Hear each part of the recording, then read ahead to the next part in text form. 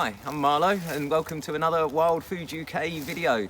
This is a mushroom foraging video and it's all about mushrooms that you can find in the UK in November, and I'm going to be focusing on some of the best edibles from this month. I've also in years gone by done a winter mushroom foraging video, and there's mushrooms in that I'm not going to talk about today, things like the wood bluet and the meadow waxcap. They're certainly two other mushrooms that I would consider foraging for, or certainly would forage for in November normally, but I haven't seen any bluets, and I think that's because we had a very warm October, and if you look around you'll see that the leaves are still on most of the trees around. And wood bluets, they're a saprophyte and they love leaf litter, and I haven't seen many so far this year, or less than normal, and I think that's because there's not enough leaf litter around for them to start rotting and fruiting from. But there are still plenty of other edible fungus around that are specific to November that I'll show you today, plus my favourite November mushroom, which I'll save till last. Down here though, we've got a nice little cluster of November mushrooms to start off with. First of all, there's lots of our honey fungus around. There's some youngsters. Armillaria, probably Malaya. Let's have a closer look. And these are a mushroom that I can eat, and I know plenty of people that do eat, but they're not one for everyone because they do make some people a little bit sick. Now, you can see on the stem there, where the cap has pulled away from the stem, you've got this kind of yellow skirt, which will form into almost a kind of double skirt, a bit like a sort of rah-rah skirt with an edge, and that edge will be tinged with yellow, which I can probably show you on this slightly more mature version down here, which is right beside another mushroom I'm going to talk about. Not quite, the skirts come off mostly on that one. Let's try another one. Oh, well, they're all looking a little bit old, but you can see where that skirt is. The yellow has faded and got dirty, but you'll often see a nice yellow tinge around the skirt of honey fungus. It's, as I say, an edible for most people, but not one of the best. Certainly nowhere near as good as the mushroom I'm about to show you here, and it does make some people sick, so don't feed this to a dinner party. And if you're going to try it yourself, have one or two the first time, wait 24 hours, see if you get any tummy gurgling, and if not, then you can probably eat your honey fungus fine, but don't go feeding it to a load of random guests. One of them might end up on the toilet for the evening and not like you very much. Now, over here, we've got behind them one of the most common November mushrooms. This one's called the buttercap. Now, it's called the buttercap, I believe, because it's got quite a buttery, smooth feel or texture to the cap.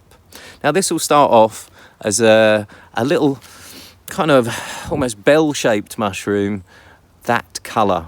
And as it grows, it will grow into this mushroom, which is always quite distinguishable because it has a skirt that tapers to, a stem rather, that tapers to wider at the bottom,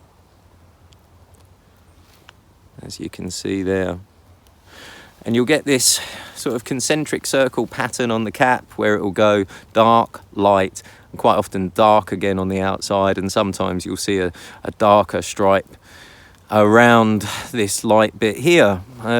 It's a very variable looking mushroom, and it can grow a reasonable amount bigger than this, and you'll often see it mature a lot smaller than this. So it's a good one to know, because when you're out in the woods in November, it's one that you can often see carpets of, and it's not one that I consider a good November edible. There are some books that say it's mildly toxic. I've never eaten it, because if a book or I read anywhere that a mushroom might make me sick, then I'm generally not going to eat it. Especially not when you've got mushrooms like this right beside it. This is most definitely one of the best and easily the safest November mushroom to go foraging for. Comes out in October, can often go right through into December. This is our wood hedgehog, Hydnum repandum. And the reason it's so safe for even beginner foragers is because it's basically a white mushroom with spikes under the cap rather than gills, which you see there on the buttercap and on the honey fungus. It's got spikes like a hedgehog, and that makes it unmistakable, really. In the UK, there's a few other mushrooms that will have spikes under the cap. The Terracotta Hedgehog, which I hope to show you later in this video, and there's a couple of brown ones as well with stems. Leave the brown ones behind. The terracotta's fine, and don't pick any of the mushrooms that are growing as brackets on trees with spikes under the cap, because some of those are quite rare. The tiered tooth, for example, is a mushroom that you certainly shouldn't pick. But this one, growing out the ground with a stem, white cap that gets all wavy and crazy, like you can see here. But most importantly, spikes like a hedgehog under the cap. And you've not just got an edible, you've got one of the best edibles around, and it's extremely common. It grows in all different types of woodland, and just where we are, there must be a couple of kilos of these dotted around in 2 separate circles within about 15 feet of each other. So leave behind the honey fungus in general, especially when this stuff's around. Certainly leave behind the buttercaps, but this is not my favourite November mushroom. I'll show you that, like I think I've already said at the end of this video. Anyway, hedgehogs. One last little thing we do with our hedgehogs, always say this, is as we're walking around or in a new wood closer to my house, what I'll do is scrape off the spines.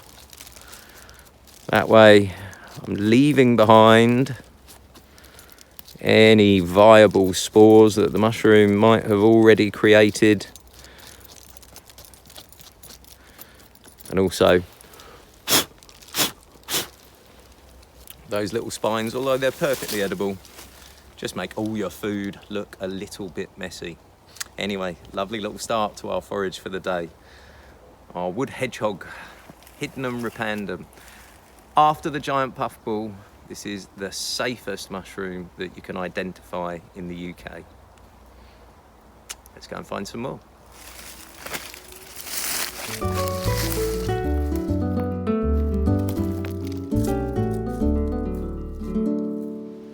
Here's something a little bit interesting, something that I'm sure some of you have seen before, so it's worth knowing. I like to know all the mushrooms that I see. These ones here are looking like big black splodges. Mouldy old mushrooms they are, but these ones here look kind of like buttons, black buttons going up the wood. I'll just pull one off and show you. This would have had a little stem, but they came off. Looks like a little licorice flavoured jelly tot, if you like, but it's not an edible. This is a mushroom called the black Bulgar. Its scientific name is Bulgaria inquinans, and you see them all up and down dead bits of wood in the forest, and they look really cool. They look like buttons you can press to activate the elves, something like that. But they're not an edible. There is an edible that looks a little bit similar called witch's butter, and you get a yellow and I think a black version of that. Don't get them confused. The black Bulgar or the Bulgaria inquinans, I have no idea how it got that name, is not an edible, so it's not going in today's foraging bag. Let's find something better.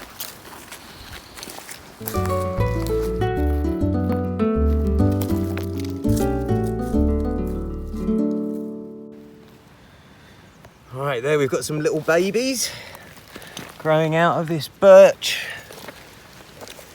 that's fallen. Little babies dotted all along here. A lovely little cascade of them there. Then you go along. Oh look, there's some very pretty ones here as well.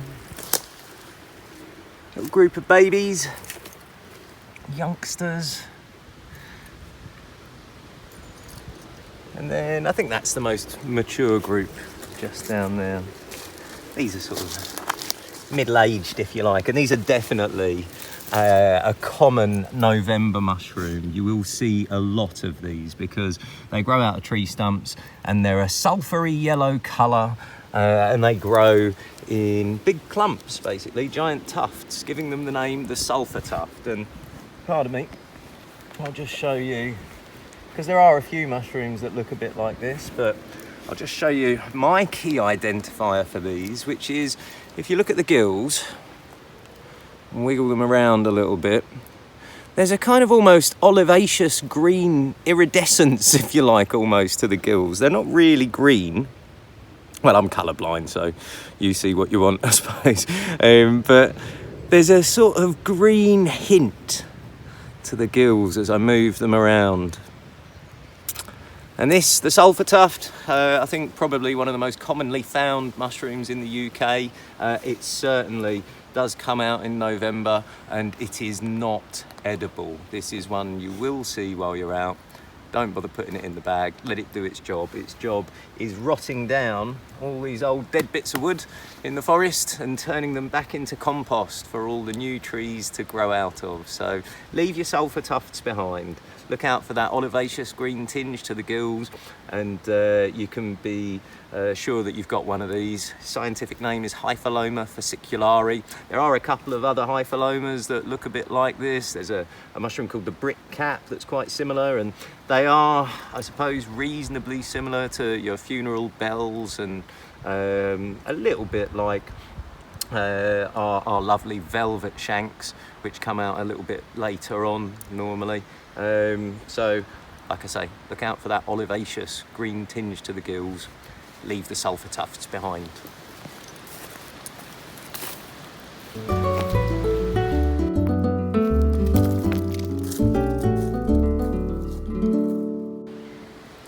And here's something we certainly are looking for in the mushroom world in November, but not when they're this small. But it's good to know what they look like when they're small. So coming down here, Linz, and zoom on in. Got those ones there. Some tiny little pinheads. When people refer to mushrooms pinning, this is what they mean. There's a couple more there. And one slightly bigger, actually, just here. Another tiny little pin there. But these are baby winter chanterelles. And that one, to be honest, may as well go in the bag because he's half eaten and I don't hold out much hope for his future. But you normally want to be picking these mushrooms when they're a little bit bigger than this. So it's, I think, time to move on and find a slightly more mature patch. These are one of the star mushrooms of November and into winter though. So look out for these winter chanterelles. Let's find some more.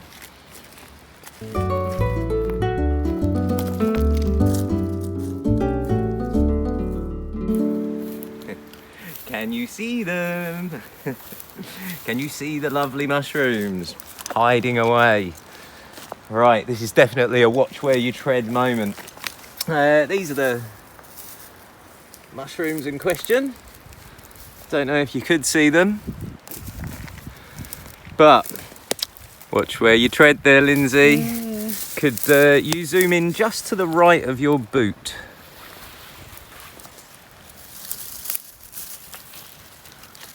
There's a couple more. Let's have a look. Just down here. Now I'd stay zoomed in because they are hard to spot. There's a couple of youngsters. Oh, a nice tuft of youngsters there. I broke that one's cap.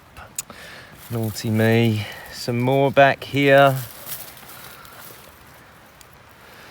And dotted around all over here. There's another couple of nice mature ones. And a little baby. Babies everywhere.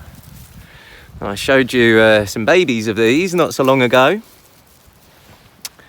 These are our mature winter chanterelles. There you go, hiding incredibly well in the leaf litter around here.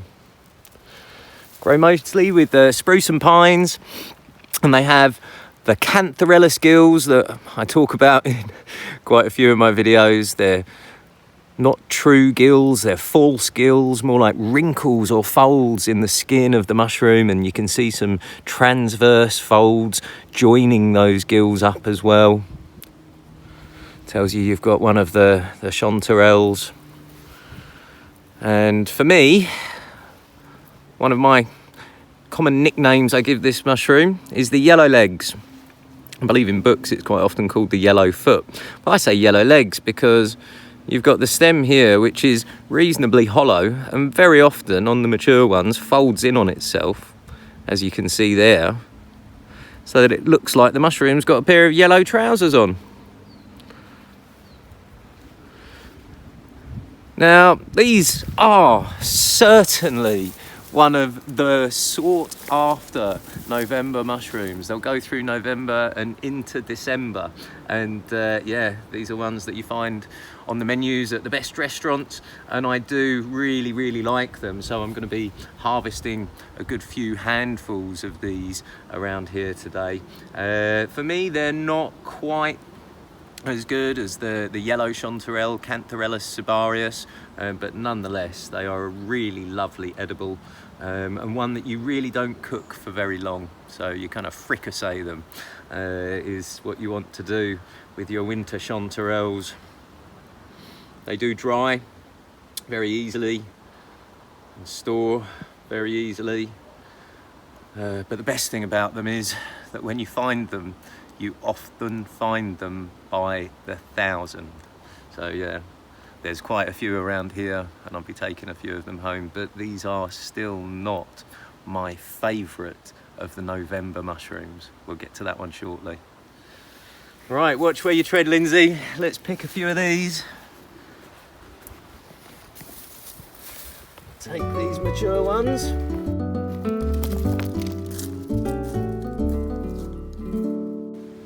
Right, just whilst we've been picking our winter chanterelles, there's a winter chanterelle right there.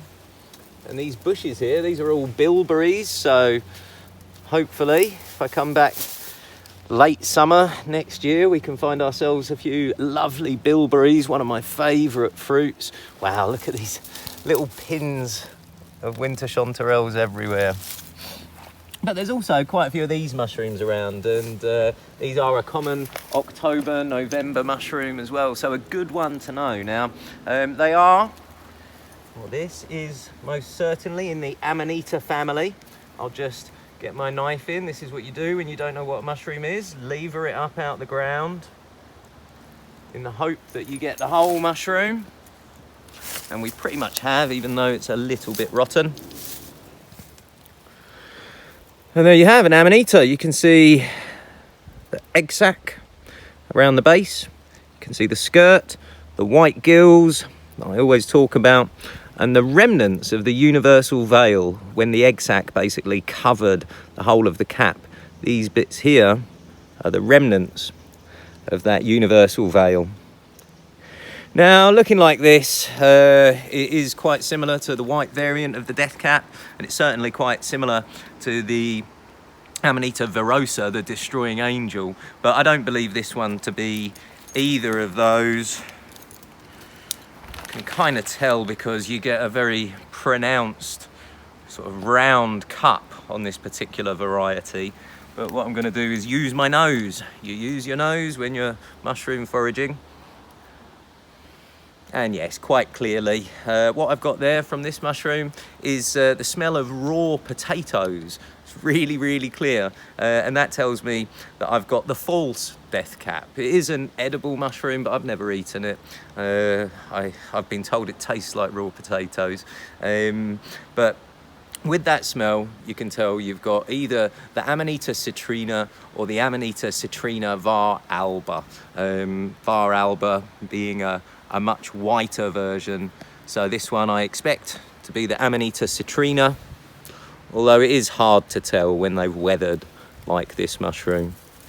Like I say in all my videos though, as a novice forager, if you see those characteristics, egg sac, white gills, skirt, remnants on the cap, what you've got there is a mushroom in the Amanita family and potentially a highly toxic mushroom. So until you really know what you're doing, don't mess with the Amanitas. Stick to the numerous winter Chanterelles that are growing all around here and most pine and spruce woodlands in the UK right now.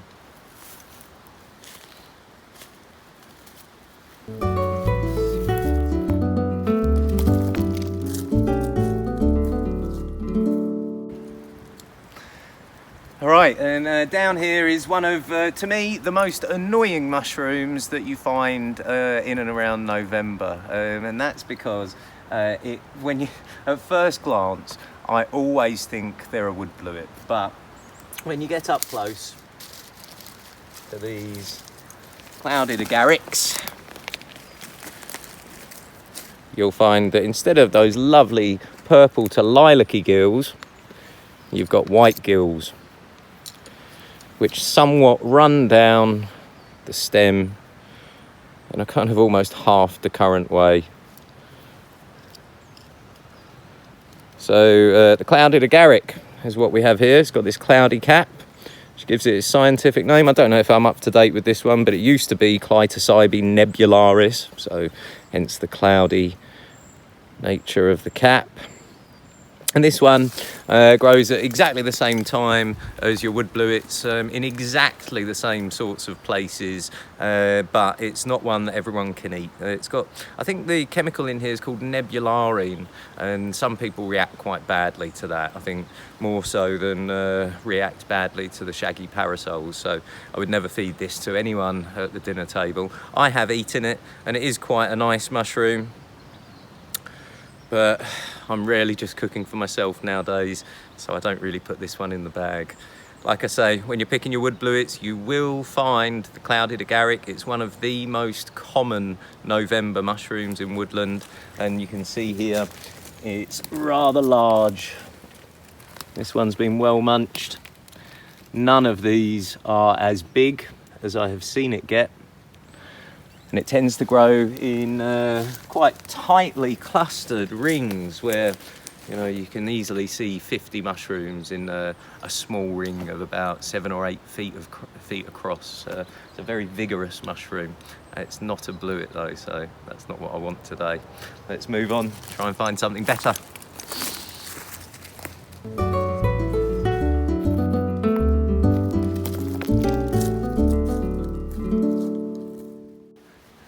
Right, and dotted all along here, there's mushrooms everywhere, but pardon me, there's a lovely little group here if you want to come down and zoom in. A few of the edibles that I talk about quite a lot. First of all, our amethyst deceiver. Beautiful purple mushroom. Remember the purple gills, that's definitely for the bag. And then, just beside it here and dotted all around up there and there, we have our little Terracotta Hedgehog, one of the incredibly safe ones for you beginner foragers to go after. If you look under the cap there, you've got spikes, like a hedgehog. Now in the UK, we've got a few different mushrooms that have spikes under the cap. Any that grow out the side of a tree, leave behind. You could have the tiered tooth or one of the hericiums, which are quite rare, the lion's mane fungus. But if you've got a mushroom growing out the ground with a stem and either terracotta or white cap, then you've got either the wood hedgehog or the terracotta hedgehog. Now, the terracotta is not quite as good an edible as the wood hedgehog, but it's certainly very easy to identify. Spikes under the cap. That's all you need to know. What we do is we just remove those spikes as we're walking around, trying not to remove the whole cap of the mushroom. Leave behind any spores that it's got, and stop those spikes getting all over the rest of the mushrooms in our bag. I don't have my bag because Lindsay's taken it off me to fill it up with winter chanterelles just a minute ago, but I'll put these in when she gives me it back.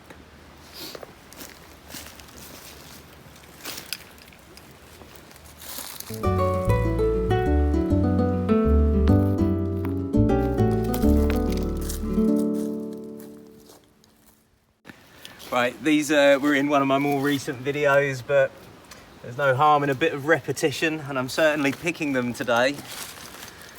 Repetition helps you learn, and in my last video there were none looking like this. This is a beautiful Trompe de Mort, Chanterelles cornucopoides, and there's a slightly battered eaten one. Now these aren't really a mushroom that will last too well into late November. I think it's the 5th today. There you are, our Trompe de Mort. Always greyer on the outside, much darker and beautiful in the middle, and if I break off the end I might be able to see the camera through the hole. There you go. Certainly one that's going in the bag, because it's one of the most sought after edibles around, and a lovely, lovely find. I don't expect to find too many because, like I say, it's late in the season for them. You can tell by how big and mature that one was. But even that is not my favourite mushroom that we're going to find today. Horns of plenty though, very nice.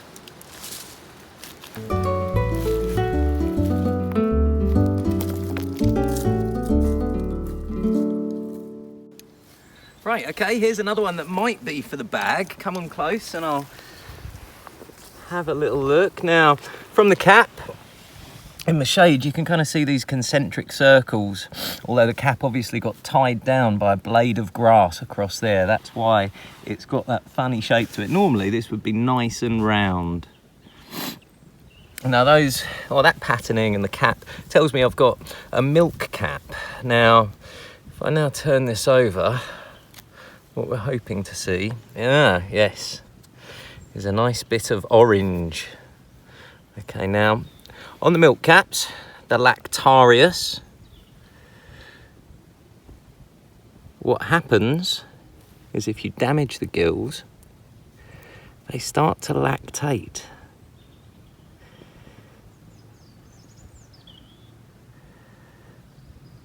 A little bit orange. If I break off the stem, you'll see it a little bit more, a kind of orange fluid coming out. You can see it on my finger there. So what we've got here is a milk cap with orange milk, and if you've watched my other videos, you'll know that that means that I've got an edible mushroom. So with the milk caps, you get some that lactate white, leave most of those behind, some that lactate yellow, leave those behind, some that lactate a clear fluid, and again, I would leave most of those behind, if not all of them. I think some do actually lactate a little bit red, but any that lactate orange in the UK are edible. Now this one here, if we take a close look at the stem, you'll see there's sort of pock marks on the stem, almost like it had acne, and a bit of greening there where it's been damaged. Now there's two that this could be. I'm leaning, because these pock marks don't look quite like the ones on the saffron milk cap, I'm leaning here towards the Lactarius deuterimus, or the false saffron milk cap. Either way, it's no problem to me, because there's that orange on my fingers. Because both of them are lovely edibles as far as I'm concerned. So I'll check this out when I get home, just to try and figure out exactly which it is. But it doesn't matter. As a forager in the field, I know that I've got a milk cap and that it's lactating orange. That is all I need to know to put this in the bag. A lovely little find. Yes, in it goes. Let's see what else there is.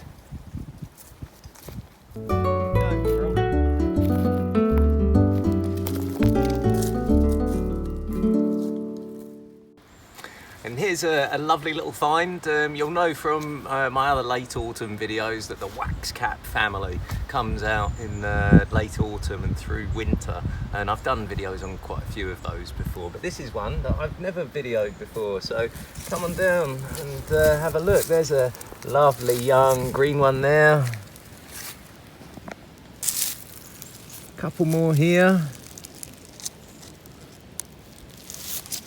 And one here. Now if I turn it over, you'll see slightly lighter green to yellowy gills on a green mushroom, which is most definitely very waxy to the touch. This is the Parrot Waxcap. I think it's Gliophorus citocinus or something like that is the scientific name.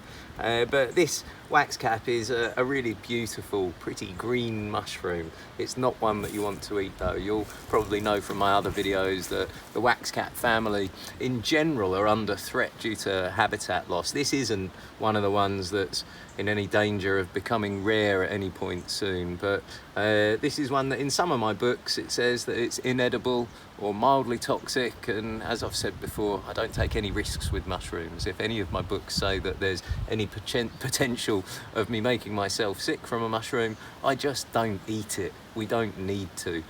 So our lovely Parrot Waxcaps, our green Waxcaps, I leave them all behind. Beautiful find though.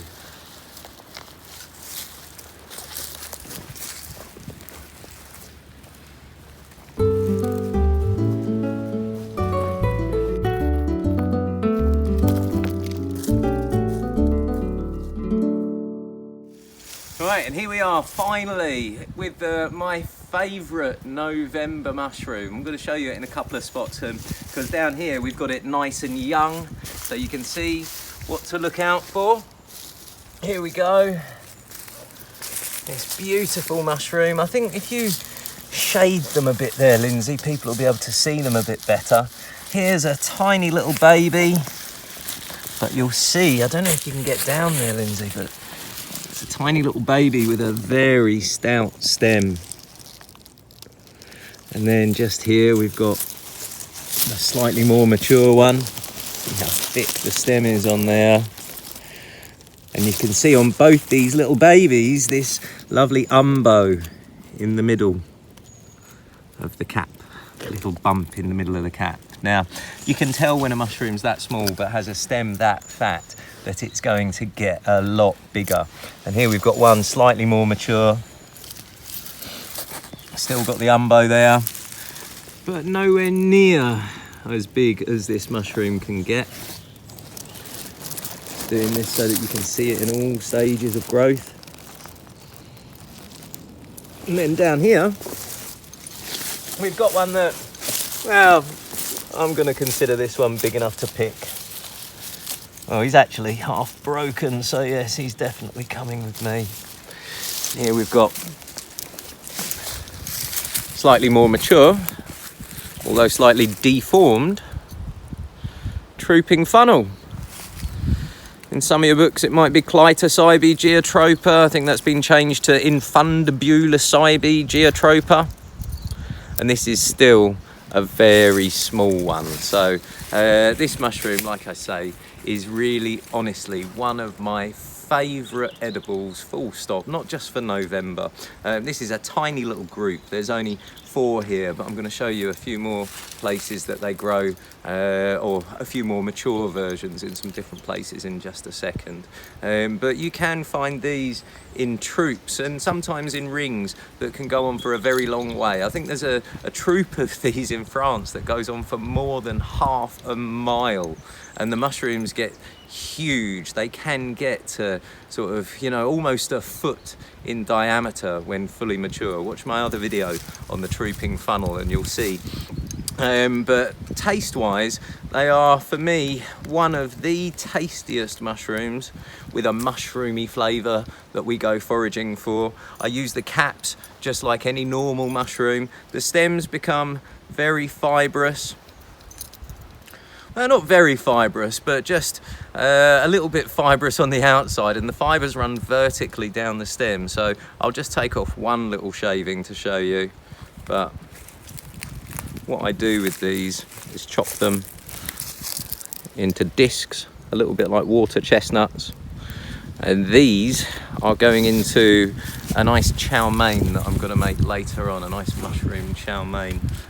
So the trooping funnel, these are the young versions. Remember that fat stem, white coloured mushroom with the umbo in the middle. And when you see the little ones, leave them behind to grow a little bit more, because they will not disappoint you. If they get let to grow, they will grow huge. And I'll show you some slightly bigger versions in just a second. But anyway, my favourite November mushroom, the trooping funnel.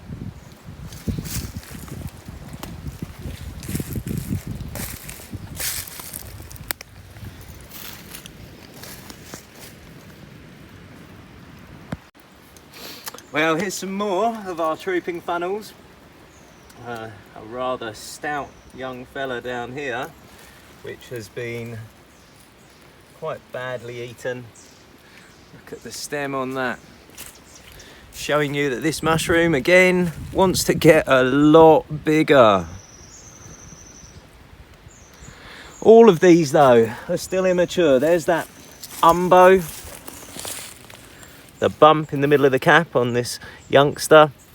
These have been well munched, and these two, but they could still grow into much larger mushrooms. So again, I'm leaving these ones behind, apart from this lovely chunky monkey that I've got here. Let's go and find some bigger ones to fill up the bag.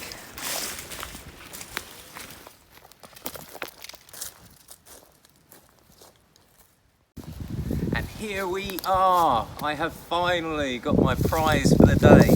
Some mature trooping funnels. Come and have a look. Look at this cluster of 4. There's no others around here, so I'm assuming that this is a very young organism, not particularly big underground. Either way, these are mushrooms that have matured, and they have dropped lots and lots of spores. So I've no problem in picking a few of these. Now, remember on the little one, we had that umbo in the middle of the cap. And if I remove this bit of mud, you can still see that umbo there, the little nipple, the little bump in the middle of the cap. That's one of those key identifying features for these trooping funnels. And this one here, definitely in incredibly good condition. This is what I've been after today.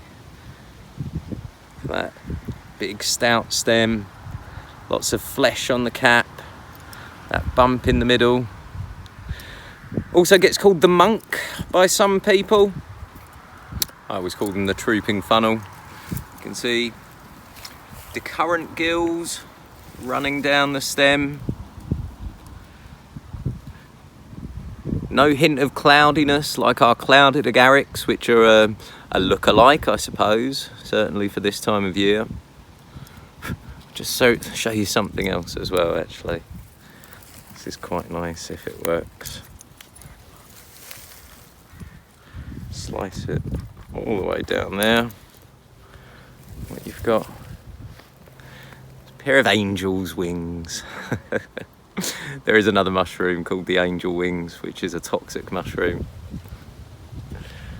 But that's what these ones look like, cut in half. And all this lovely white flesh is really, really flavoursome. I find this the best mushroom, including porcinis, for making soup. If you want to make mushroom soup and you haven't got any stock, because normally when you're using your wild mushrooms or any mushrooms, you'll put a bit of stock in there. If you haven't got stock, these mushrooms are still powerful enough in flavour to make a good mushroomy soup. So yeah, as I said before though, these ones are going into a mushroom chow mein for me tonight. These ones and at least another one of these. Let's take that one now. And because they're so big, you do not need many to fill up your foraging bag. And that's where I'm gonna finish up today with my favourite November mushroom. So if you like this video, please subscribe or give us a like. And if you want to learn more about these mushrooms and the other ones that you can go foraging for, go to www.wildfooduk.com, which is also where you can buy our foraging pocket guide, and all of the edibles that I've shown you today are in that book. I'll see you again soon. Hope you enjoyed the video. Happy foraging.